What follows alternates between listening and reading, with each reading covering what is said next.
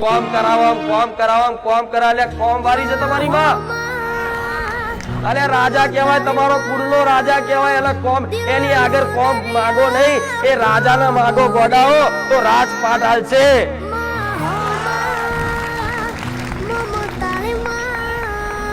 રાજાની આગળ જાઓ અને આટલું માગો તો શરમ આવી જોઈએ તમને।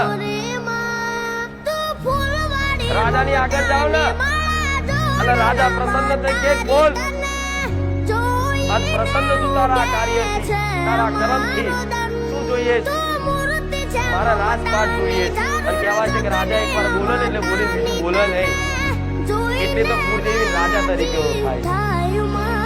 તો તમે કદાચ આ બધી વસ્તુ મૂકીને એમ કહો કે મારા માં તું જોઈએ, એ મળી જાય એટલે એનો રાજપાટ બધું તમારું થઈ જાય કે નહીં? એ દસ્તાવેજમાં તમારા નામ ચડી જાય કે નહીં? થઈ જાય ને?